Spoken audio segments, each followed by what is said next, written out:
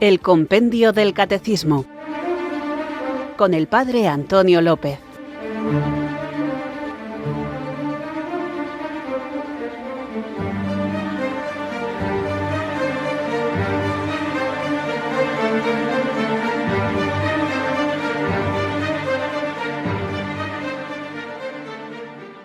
Muy buenas, amantes apasionados, buscadores de la verdad. Recibid mi abrazo del Padre Antonio López desde Irurzun, en Navarra, los que aceptáis la invitación del Señor a adentraros en la aventura de profundizar en nuestra fe católica, madurarla, enraizarla en la vida e irradiarla en el testimonio. Vamos hoy con un programa que seguro que os resulta de mucho interés porque trataremos una cuestión que está muy vigente en el ambiente actual como lo ha estado en épocas pretéritas, no desde siempre, como veremos, pero sí sobre todo en la modernidad. Y es que hablaremos de las relaciones entre la fe. Os recuerdo que estamos hablando precisamente de la respuesta del hombre a Dios. Dios se revela y el hombre responde a esta revelación con la obediencia de la fe. Digo pues que hablaremos de la relación entre la fe y la ciencia.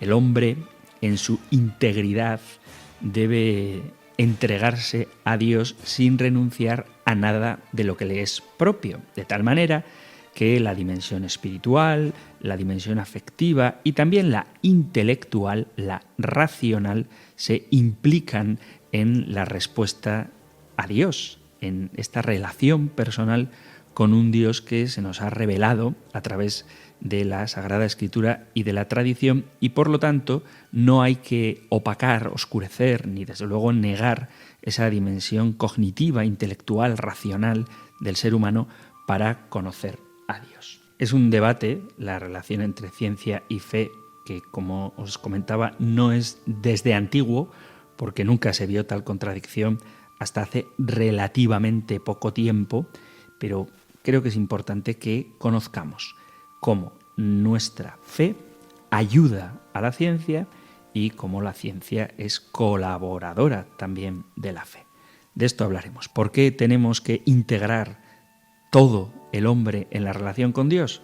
Porque el amor no rechaza nada y lo que nos mueve, lo que nos empuja a profundizar en la fe y a querer compartirla es la caridad. Toda la finalidad de la doctrina y de la enseñanza debe ser puesta en el amor que no acaba, porque se puede muy bien exponer lo que es preciso creer, esperar o hacer, pero sobre todo debe resaltarse que el amor de nuestro Señor siempre prevalece, a fin de que cada uno comprenda que todo acto de virtud perfectamente cristiano no tiene otro origen que el amor, ni otro término que el amor. Al Dios amor, Dios Padre, Hijo y Espíritu Santo, invocamos para ponernos a la tarea de estudiar en profundidad nuestra fe, que no es sino la aceptación de ese amor que nos ha sido revelado. Pues tú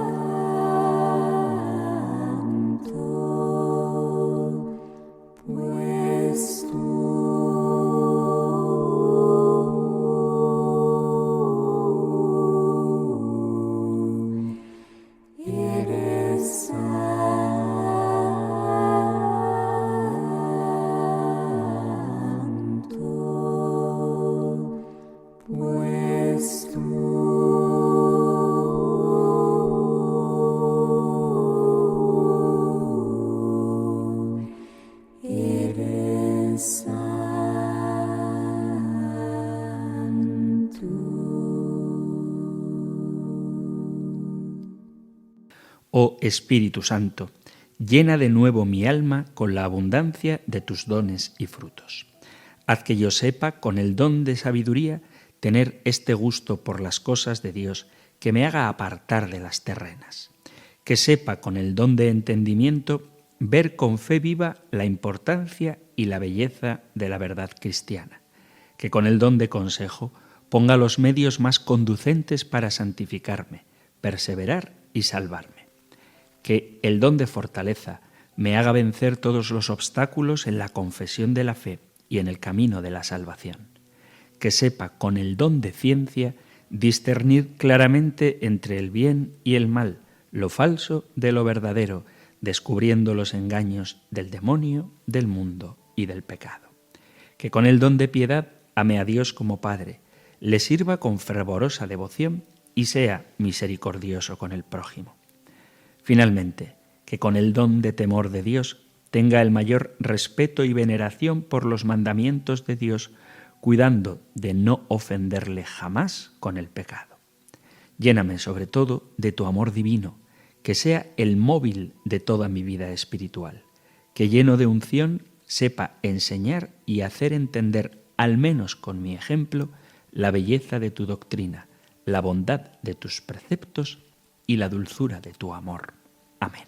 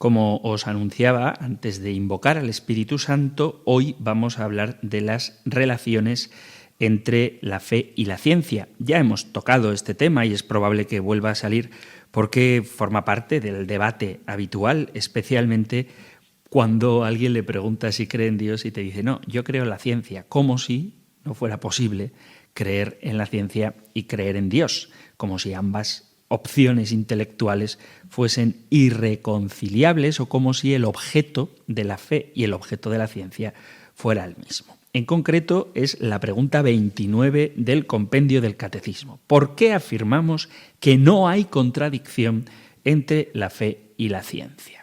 Y responde, aunque la fe supera a la razón, no puede nunca haber contradicción entre la fe y la ciencia, ya que ambas tienen su origen en Dios. Es Dios mismo quien da al hombre tanto la luz de la razón como la fe. Y cita a San Agustín, creer para comprender y comprender para creer. Parece que está vivo el debate sobre la ciencia y la religión y más en estos tiempos modernos donde tienen cierta fama, cierta popularidad, si no las personas, al menos si las ideas de los jinetes del apocalipsis ateo. Los ataques a ciertas ideas científicas pueden recrudecer esta mentalidad de oposición entre la fe y la razón. La religión no es enemiga de la ciencia. Ciencia y religión no son incompatibles, sino complementarias, y entre ellas debe haber mutua armonía.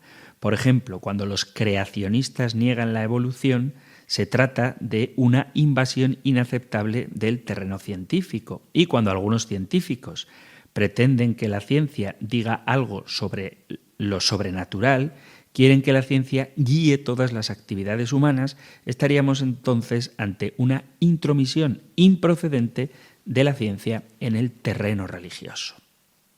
La ciencia es una forma de conocimiento que pretende, sobre la base de pruebas objetivas, explicar de forma rigurosa cómo es y cómo funciona el mundo.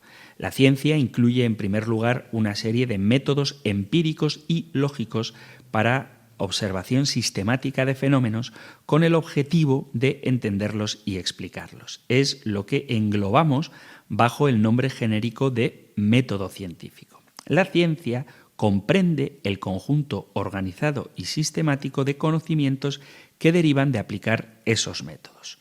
Lo podemos dividir en una serie de ciencias específicas, cada una de las cuales tiene una metodología característica según el tipo de fenómeno empírico que investiga. Por ejemplo, tendríamos la física, la astronomía, la geología, la química, la biología. La ciencia trata de fenómenos y hechos de la realidad empírica, la realidad natural que podemos percibir directa o indirectamente con los sentidos. Se basa en la razón y no en las sensaciones, opiniones infundadas o dogmas. Es sistemática, busca constituir un cuerpo de proposiciones entrelazadas e intenta ser explicativa, no solo descriptiva. En esa labor explicativa, que supone que el conocimiento y la metodología científica son comunicables, resalta la búsqueda de coherencia, claridad y precisión. Se rechazan, pues, el gusto, la intuición o la conveniencia como criterios de verdad. Hay que dejar constancia, no obstante, de que incluso aunque todo esto que he definido de la ciencia se pretende que sea así, sigue habiendo controversias en las reflexiones teóricas sobre el método científico, pero donde sobre todo las hay es en el análisis del avance de la ciencia. Últimamente se insiste mucho en que la ciencia presupone unas creencias, lo cual la hace similar a las religiones. Es cierto que para que la ciencia funcione son necesarios algunos presupuestos filosóficos. En la ciencia se acepta de entrada que hay una realidad externa, que nuestros sentidos nos indican al menos parcialmente algo aproximado de esa realidad externa objetiva y que esa realidad es inteligible, es decir, que se puede conocer. Asimismo, se asume que el pasado es real y que podemos confiar un mínimo en la memoria de la mayoría. Por fin, la asunción sobre el futuro es que los patrones y principios que han existido en el pasado probablemente continuarán existiendo, que hay una continuidad de los fenómenos. Estos son elementos básicos que necesitamos para sobrevivir. Pero en ocasiones, incluso desde la ciencia, sobre todo desde la mecánica cuántica, nos damos cuenta de que muchos de estos presupuestos pueden contravenirse desde la propia ciencia y que ésta es capaz de superar las limitaciones y posibles errores de los sentidos, de todos los sentidos, incluso del sentido común. Por estas nociones tan elementales, la ciencia se construye gracias a un modo de hacer tan simple como extraordinario en la actividad humana. Para que algo se califique como ciencia, las observaciones deben ser verificables independientemente por otros. La mayor fuerza de la ciencia viene de que sus hallazgos están siempre sujetos a prueba. Se deben eliminar de la consideración científica las opiniones subjetivas y los fenómenos que carecen de pruebas. Una verdad objetiva es aquella sobre la que se pueden poner de acuerdo todos los observadores. El que esto se consigue se manifiesta que hay una sola ciencia independientemente del lugar de origen o de las creencias de los científicos. El truco es usar estrategias que permitan un conocimiento lo más objetivo posible de la realidad. Se busca eliminar toda una serie de fuentes de error en nuestro entendimiento del mundo. Se busca eliminar la superstición, el pensamiento mágico o el pensamiento guiado por el deseo, el pensamiento reprimido, el autoengaño, el refuerzo global, la distorsión de los recuerdos, las alucinaciones, el fraude. Se desarrolla, pues, en la ciencia un escepticismo que favorece al máximo la objetividad. Otro rasgo extraordinario de la ciencia, íntimamente ligado al anterior, es que asume su provisionalidad. Se considera que el conocimiento científico es provisional porque siempre puede cambiarse o modificarse sobre la base de nuevas evidencias. Una hipótesis científica siempre es susceptible de ser cambiada cuando hay nuevas pruebas o nuevas evidencias científicas. Por lo tanto, la provisionalidad de la ciencia la hace enormemente fuerte y es una de sus grandes virtudes. El camino hacia la verdad no sería posible sin el cambio, sin la rectificación. La ciencia ha redondeado así el mayor y más efectivo control contra los errores y progresa espectacularmente a pesar de las debilidades de los científicos. Hay quienes acusan a la ciencia de no ser más que otro sistema de creencias, pero esto no es verdad, porque esas creencias no se forman por una fe ciega o intuitiva, sino que se basan en observaciones múltiples e independientes, en la aportación de pruebas rigurosas, en la resistencia a los intentos de falsificación. En la ciencia se unen la creencia, la fe, vamos a llamarlo así, con la justificación empírica, de modo que el resultado ya no es una fe, porque la ciencia sería todo lo contrario del creer sin ver. La ciencia no solo somete a pruebas hipótesis, sino también métodos, de forma que cada vez encuentra la mejor manera para acercarse a la verdad. Y este es otro factor que añade fiabilidad a los conocimientos adquiridos por vía científica.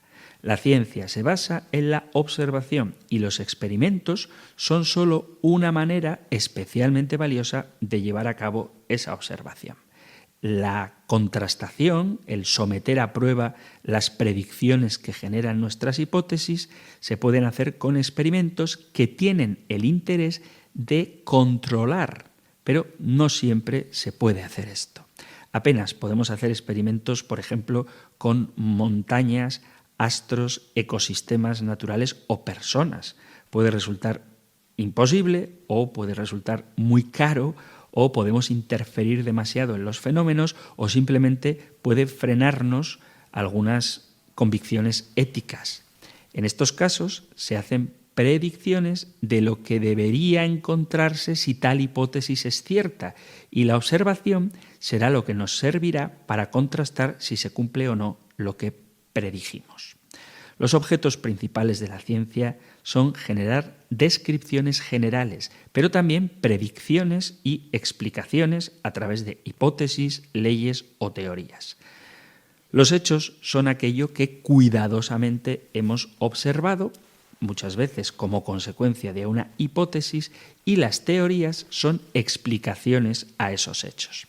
Las leyes identifican y describen las relaciones entre los fenómenos observables, entre la conducta de lo que vemos que está ocurriendo. Las leyes describen, las teorías explican. Es decir, las teorías revelan las causas. Por ejemplo, Newton expuso leyes de gravedad, pero no propuso ninguna teoría al respecto.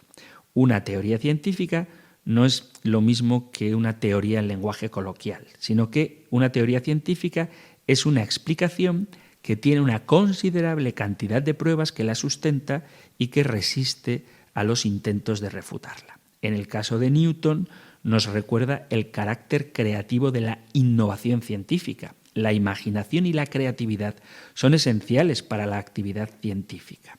Se necesitan para elaborar hipótesis, para idear metodologías concretas, para buscar su aplicación práctica.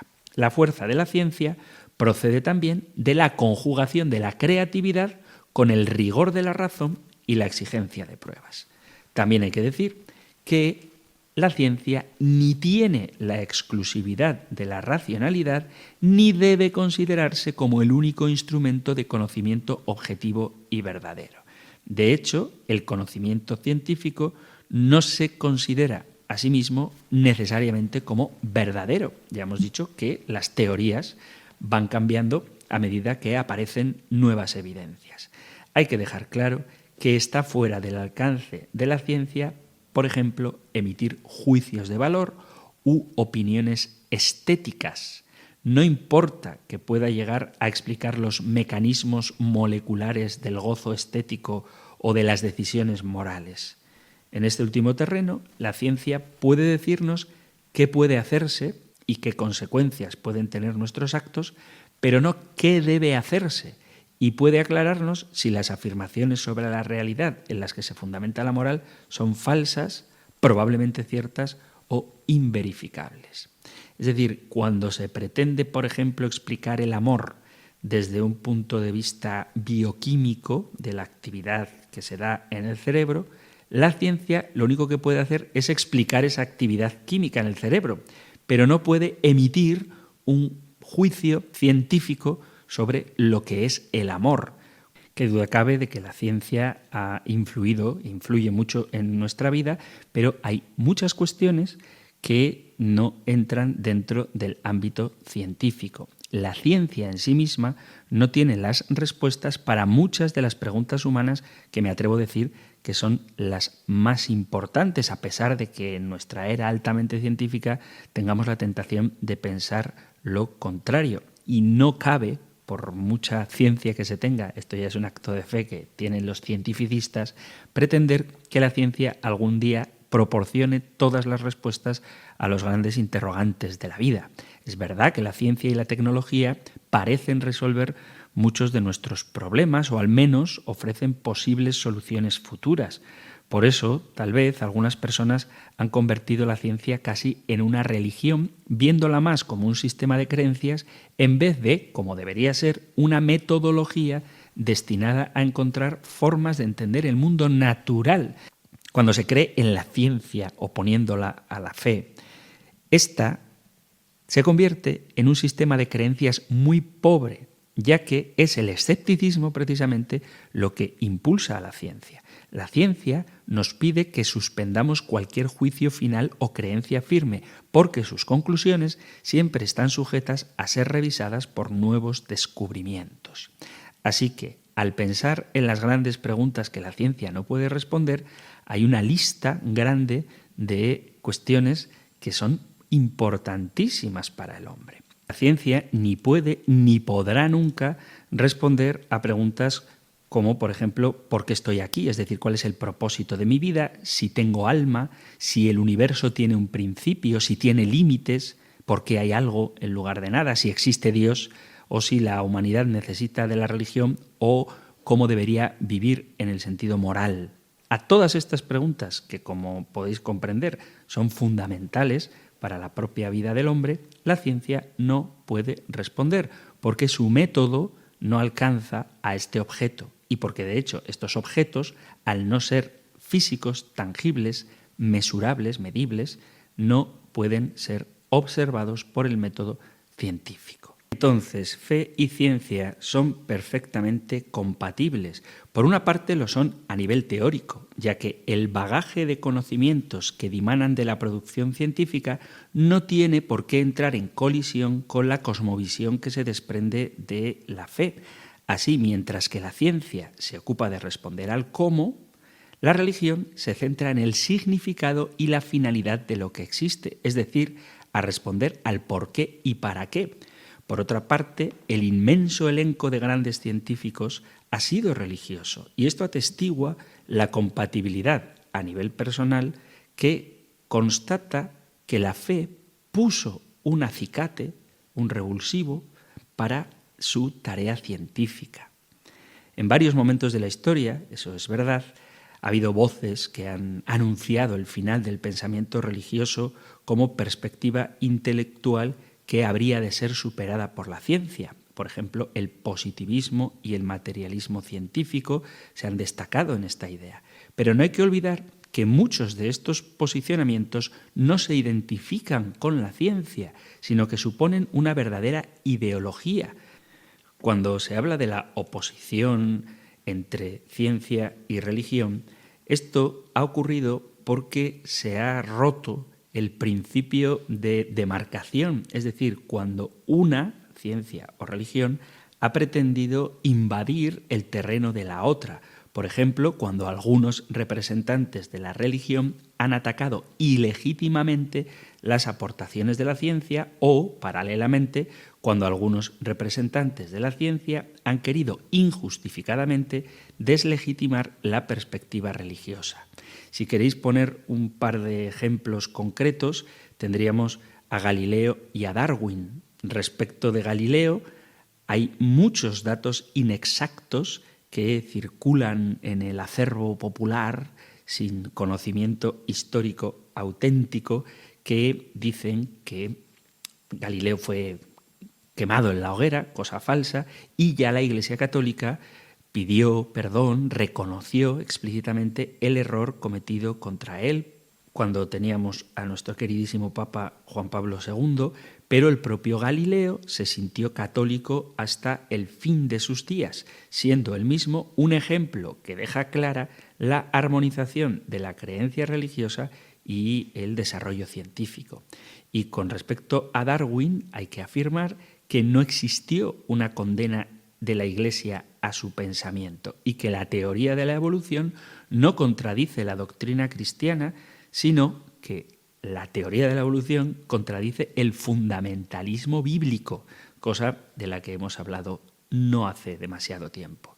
Históricamente, el supuesto conflicto se pudo exacerbar no tanto por las ideas cristianas o científicas, sino por la manipulación antirreligiosa de algunos pensadores que tendenciosamente quieren crear este conflicto. Pero si queremos hablar de científicos cristianos, o no solo científicos de las ciencias duras, sino también filósofos, tendríamos una lista innumerable. Hay nombres procedentes de todos los ámbitos y de todas las épocas que han aportado datos importantísimos en matemáticas, física, biología, química, por no hablar de filosofía, desde San Agustín, Tomás de Aquino, San Alberto Magno, Ampère, Lamarck, pasando por Copérnico o Kepler, pero mucha más gente de la época contemporánea, sobre todo en Occidente, debe el avance de su pensamiento a la cosmovisión cristiana, la convicción de que Dios ha creado el mundo, dándole a éste una racionalidad, impulsó tanto la idea de estudiar sus leyes propias y cognoscibles como la implantación de la metodología experimental. Y además, la religión actúa como instancia ética de la práctica científica que podría implicar daño o ataque al ser humano, basándose precisamente en la dignidad que la religión concede al hombre como criatura explícitamente amada por sí misma de parte de Dios. Vamos a hacer una pequeña pausa musical y continuamos con nuestro programa viendo cómo no hay contradicción entre la fe y la ciencia.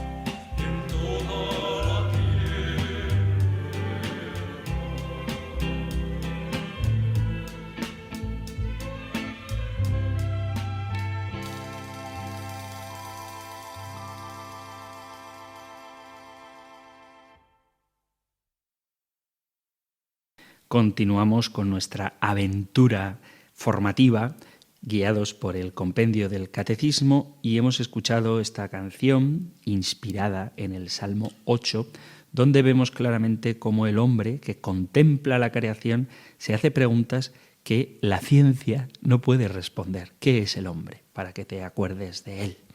Estamos, digo, con la pregunta 29. ¿Por qué afirmamos que no hay contradicción entre la fe y la ciencia?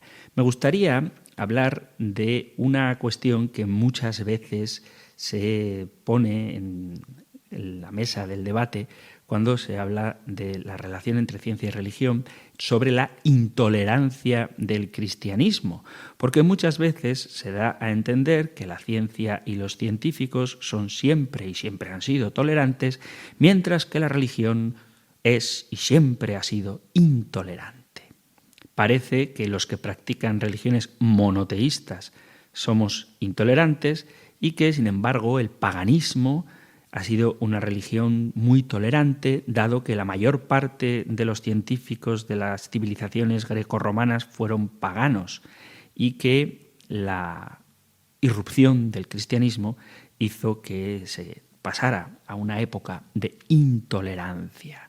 La versión más moderna y cada vez más extendida de esta controversia sustituye la ciencia o el paganismo por el ateísmo, de tal manera que da la sensación de que los ateos son personas tolerantes, pacíficas, dialogantes, mientras que quienes tenemos creencias religiosas somos siempre intolerantes e incapaces de mantener un diálogo sereno. Creo que puede ser interesante abordar esta cuestión. Al cristianismo muchas veces se le acusa de intolerante y para demostrarlo se señalan normalmente 4 ejemplos. Por un lado, la persecución de los científicos, las cruzadas, las guerras de religión entre católicos y protestantes y la Inquisición, de manera especial, la Inquisición española. La cuestión de las cruzadas, como se suele presentar, es un clásico de pérdida del sentido de la historia, algo que sucede en todas las épocas, pero que es especialmente escandaloso en la nuestra, pues solemos jactarnos de que sabemos más historia que ninguna de las épocas anteriores. Es verdad que ahora disponemos de más datos históricos que nunca, porque en los últimos siglos se ha descubierto muchísima información sobre el pasado de la humanidad, pero nuestros estudiantes casi no estudian historia, por lo que el hombre culto medio sabe infinitamente menos que el de cualquier otra época que disponía de menos datos. En consecuencia, al hombre de hoy le cuesta más hacerse una idea de la forma de pensar de las gentes de otras épocas, que normalmente es diferente a la nuestra. Hoy nos resultaría inconcebible emprender una guerra para liberar a Tierra Santa de los infieles, pero no porque seamos menos belicosos o más tolerantes, sino porque nos importan cosas distintas. Las tremendas guerras desencadenadas durante el siglo pasado lo demuestran. La mayoría tenía por objeto asegurar el predominio de la raza sobre los demás pueblos de la tierra. Algunas guerras intentaban promover o detener el avance del comunismo, otras buscaban resolver cuestiones de supremacía racial o nacionalistas. Pensad, por ejemplo, en la guerra entre serbios, croatas y bosnios o entre los hutus y los tutsis. En algunas se declaró la guerra para derrocar a un tirano y así también ahora existen guerras de religión como demuestran las campañas de exterminios de cristianos. Pero es verdad que son las menos y no son precisamente los cristianos quienes empiezan estas guerras, sino quienes las padecen. Y muchas de estas guerras se convierten en conflictos olvidados. Si se miran los datos con imparcialidad, da la impresión de que cuanto más avanzamos, más violentos y sanguinarios nos volvemos. El número de víctimas de las guerras es cada vez mayor, no más pequeño. Pero lo peor no es eso. Antes del siglo XX, la guerra tenía normas reconocidas por todos que protegían a la población civil y trataban de evitar que surgiesen una excesiva animosidad entre los contendientes, porque el objetivo era vencerlos, no destruirlos.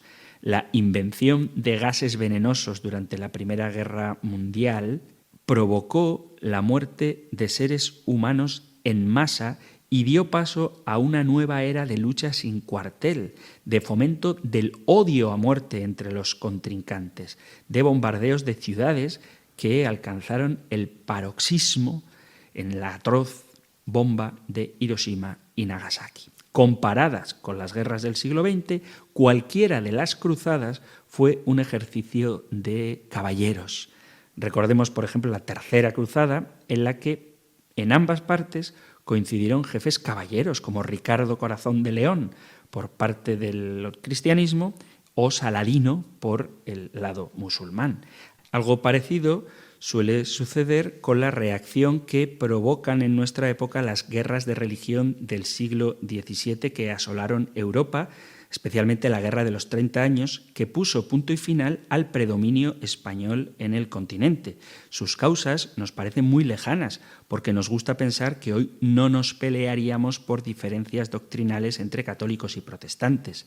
Es verdad que hasta hace bien poco hemos sido testigos de una guerra civil entre los grupos de Irlanda del Norte, pero hay que señalar que, como en la desintegración de Yugoslavia, las causas eran más bien políticas y nacionalistas que religiosas. Pasando a la Inquisición. Este tribunal estuvo en vigor durante más de 300 años. Aunque es difícil obtener cifras exactas porque no se conservan todos los datos, la mayor parte de los historiadores coinciden en señalar que en ese tiempo el número total de ejecuciones estuvo comprendido entre 3.000 y 5.000, que es mucho menor que el número de penas de muerte ejecutadas por la autoridad civil.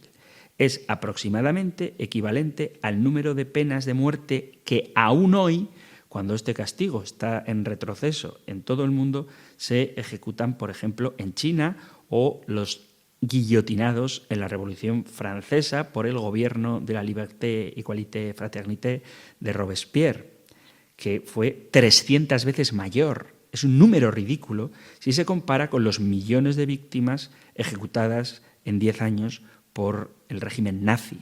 No estoy, desde luego, tratando de justificar las condenas a muerte de la Inquisición, pero ¿cómo se puede acusar a los cristianos de ser más intolerante que nadie si nos fijamos en los datos objetivos? ¿Queréis ciencia? La ciencia mide datos. Aquí tenemos datos. La religión no es más violenta, desde luego, que otros regímenes no religiosos. Esto con respecto a si los cristianos somos intolerantes, pero ¿acaso lo fueron los paganos? La supuesta tolerancia del paganismo se basa en la constatación de que entre las diversas religiones paganas era muy difícil llegar a acuerdos que identificaran a unos dioses con otros. Cuando Roma conquistó Grecia y asimiló su cultura, se establecieron equivalencias entre los dioses griegos y los romanos. Ya sabéis, Zeus es Júpiter, Artemisa Diana, Atenea Minerva, etc. Lo mismo había ocurrido cuando Alejandro conquistó el Medio Oriente. Los paralelos y equivalencias se establecieron incluso entre panteones tan distintos como el griego y el egipcio. Por ejemplo, Zeus sería Amón, Hermes sería Tot, Apolo sería Horus. ¿Qué pasó cuando el cristianismo empezó a extenderse por el imperio? Que fue imposible establecer una equivalencia. ¿Por qué? Porque los cristianos reconocían a un solo Dios. Además, se negaban a conceder honores divinos al emperador. Así fue como la religión y la política se mezclaron y dieron lugar a las persecuciones. La gran pregunta es, ¿quién fue intolerante? ¿Los cristianos por no aceptar los dioses paganos y por negarse a adorar al emperador? ¿O los paganos que se negaron a aceptar la excepción cristiana y persiguieron a muerte a los seguidores de Jesucristo? Es curioso ver que sí se concedió un trato excepcional a los judíos, que tenían las mismas reservas que los cristianos hacia las mismas cosas, a pesar de que los consideraban causantes de problemas, porque 3 veces tuvo el imperio que repeler levantamientos en Palestina. ¿Por qué entonces les permitían a los judíos practicar libremente su religión, mientras que atacaban de forma sanguinaria a los cristianos? La respuesta quizás sea que desde la persecución de Nerón, los cristianos se habían convertido en el chivo expiatorio por excelencia del imperio. ¿Que se quemaba Roma? Los incendiarios eran los cristianos. ¿Que se extendía una epidemia de peste a consecuencia de la guerra contra otros pueblos? ¿Que un terremoto asolaba una región? Pues la culpa de todos los casos era de los cristianos. Al principio, las autoridades del imperio los consideraban como una secta judía, pero sabían que los judíos los odiaban y que los cristianos eran poco, por lo que no era difícil convertirles en víctimas propiciatorias. Después, a medida que el cristianismo se fue extendiendo, el número de víctimas aumentó. Según distintos historiadores, el total oscila entre las 4.000 y 100.000 víctimas. En cualquier caso, son bastantes más que las ejecuciones decretadas por la Inquisición española en un tiempo, en un periodo semejante y en un imperio más extenso aún que el de Roma. Sin embargo, ahora se presenta a los paganos como el paradigma de la tolerancia y a la Inquisición como cumbre de la intolerancia. Y esto no es científico, esto es imparcial. Sí, claro, después del triunfo del cristianismo, en el imperio hubo persecuciones contra los paganos. Cuando un colectivo ha sido perseguido a muerte por otro y más tarde consigue darle la vuelta a la situación, pasando a tener la sartén por el mango, sería sorprendente, aunque hubiera sido heroico, que no se tomara la revancha. Dado que el cristianismo predica el perdón a los enemigos, quizá los cristianos no deberían haber hecho esto, eso es cierto. Pero ahora se acusa a los cristianos de ser los más intolerantes y para demostrarlo sería preciso presentar ejemplos de otros colectivos que hayan actuado de manera opuesta en una situación semejante. ¿Dónde están esos colectivos? Si no aparecen, habría que llegar a la conclusión de que la intolerancia excesiva no es una característica de las religiones monoteístas, como se dice, sino una característica del hombre. Esto con respecto al paganismo, pero ¿y los científicos? ¿Son tolerantes?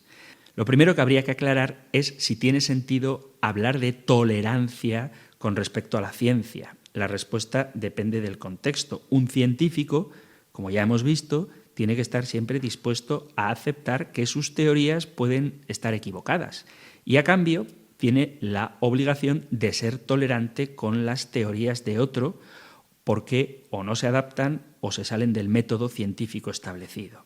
Pensemos, por ejemplo, en los intentos de los creacionistas protestantes, norteamericanos sobre todo, para conseguir que en las escuelas de primaria y secundaria se enseñen alternativamente la evolución biológica extraída de la Biblia como si se tratara de teorías científicas válidas. Hasta el momento, esta campaña ha pasado por varias etapas.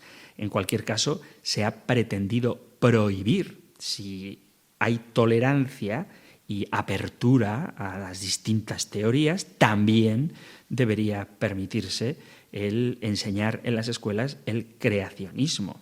Debo decir, no obstante, que no hay incompatibilidad entre la teoría de la evolución y una visión religiosa del mundo. Es verdad que lo puedes llamar azar desde una perspectiva atea, pero puedes decir que forma parte de un plan de Dios. No obstante, el diseño inteligente debe ser considerado como una teoría filosófica o metafísica, no como una teoría científica. Es obligación de todo científico oponerse a que se presente como científico lo que no lo es, pero la alternativa atea al diseño inteligente, que afirma que no hay diseño, que la evolución se basa en puro azar, tampoco es una teoría científica, aunque algunos científicos ateos traten abusivamente de presentarla como tal. Un verdadero científico también debe oponerse a ella, porque para la ciencia es imposible demostrarla y existen contraejemplos poderosos que se le oponen. En definitiva, no tenemos aquí un enfrentamiento entre ciencia y religión, como se nos quiere hacer creer, sino entre ateísmo y religión, lo cual es perfectamente comprensible, pero ya no es un conflicto entre ciencia y religión, sino entre ateísmo y religión.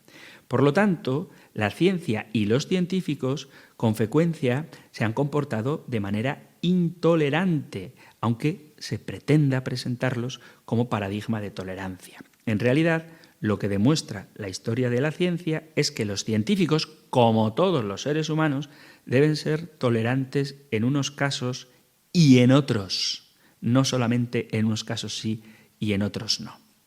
Y los ateos son tolerantes. Con frecuencia, los que niegan que exista Dios se consideran más respetuosos que nadie y suelen hacerlo al mismo tiempo que desprecian a los creyentes, tratándolos desde una supuesta altura de insufrible superioridad moral. No parecen darse cuenta de que lo que están demostrando es que se consideran superiores a los demás, y eso es un modo de intolerancia. Podemos demostrar que el ateísmo es intolerante. Fijaos en la cantidad de muertes provocadas por gobernantes ateos durante el siglo XX. No hablo únicamente del nazismo, sino también del estalinismo, donde más de 1 millón de personas fueron ejecutados por delitos políticos. De 2 a 5 millones murieron en los gulags como consecuencia de los trabajos forzados. Varios millones fueron deportados, muchos de los cuales murieron de hambre. Todo esto nos da un compendio de entre 10 y 20 millones, cifra que algunos elevan hasta 30 millones por un régimen ateo. Víctimas como consecuencia directa o indirecta de las políticas radicales adoptadas por el gobierno dictatorial comunista ateo de Mao Zedong, dicen que fueron entre 10 y 70 millones de muertos.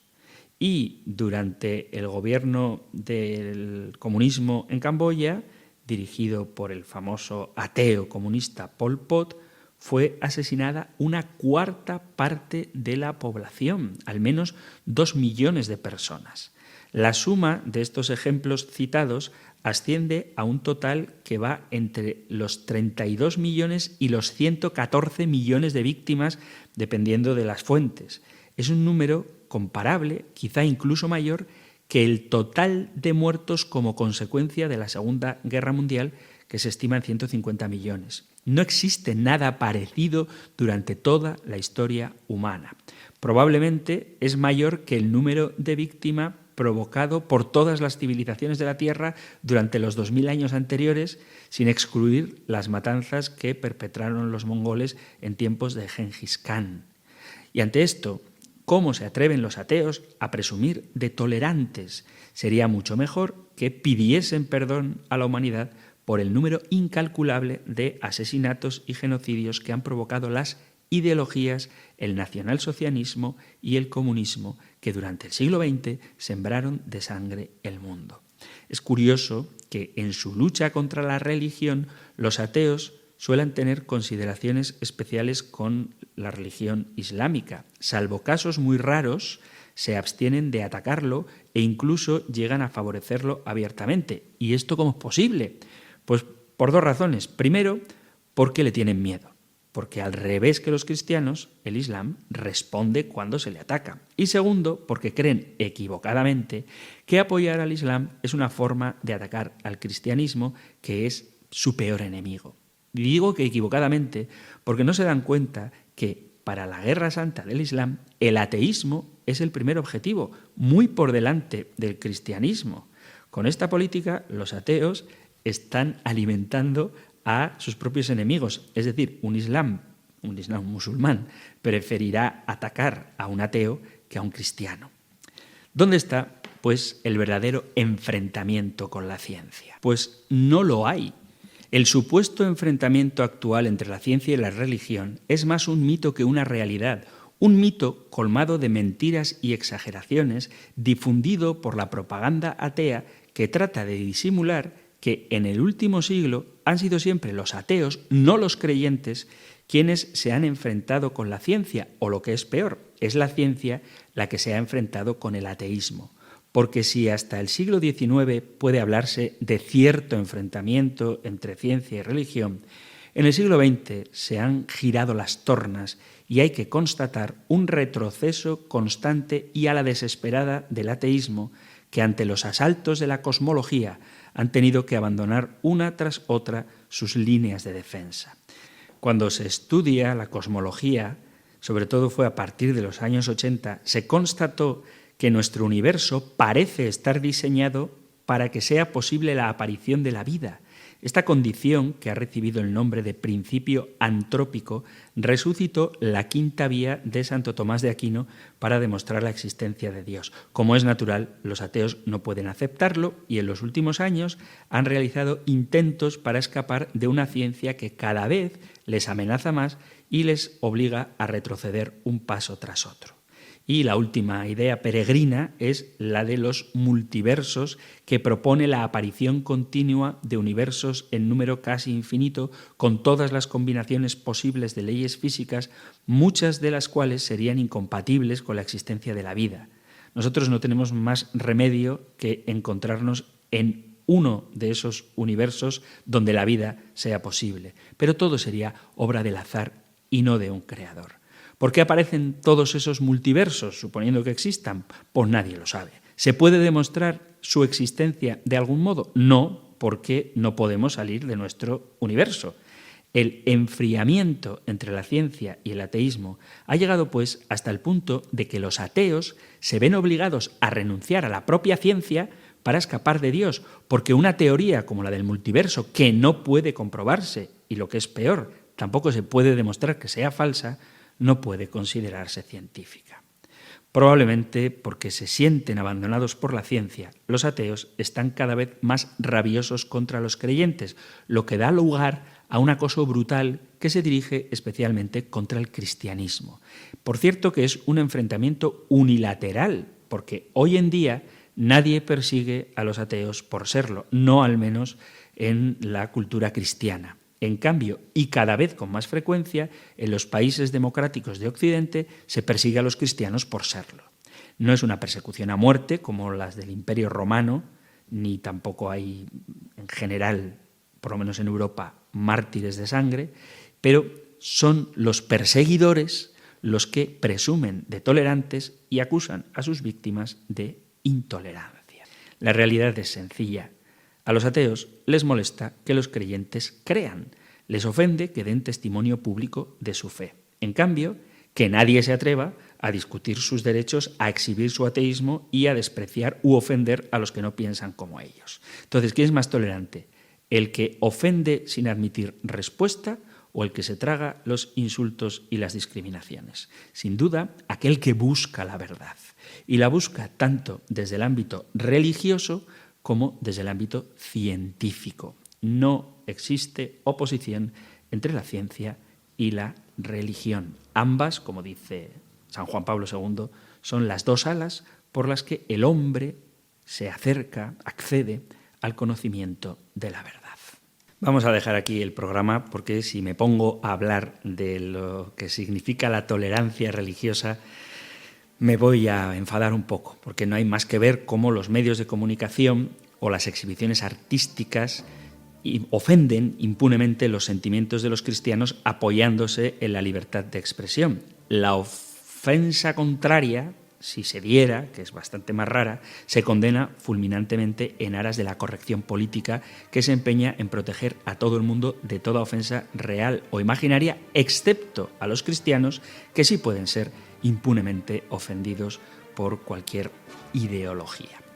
Como digo, dejamos aquí el tema, continuaremos con la fe como respuesta del hombre a Dios, pero vamos a tratarla ahora como un acto personal, ciertamente, pero también comunitario. Eso será a partir del próximo programa. Os recuerdo que si queréis aportar algo a este espacio, hacer alguna pregunta, dar algún testimonio o debatir alguna idea, podéis enviar vuestros mensajes al correo electrónico compendio@radiomaria.es, compendio@radiomaria.es, o al número de teléfono para WhatsApp 668 594 383, 668 594 383. Concluimos recibiendo la bendición del Señor. El Señor te bendiga y te guarde, el Señor ilumine su rostro sobre ti y te conceda su favor, el Señor te muestre su rostro y te conceda la paz. Pidiendo a Dios Padre la plenitud del Espíritu Santo y de la mano de María, Madre del Hijo, os emplazo hasta un nuevo programa del Compendio del Catecismo. Muchísimas gracias y que Dios os bendiga.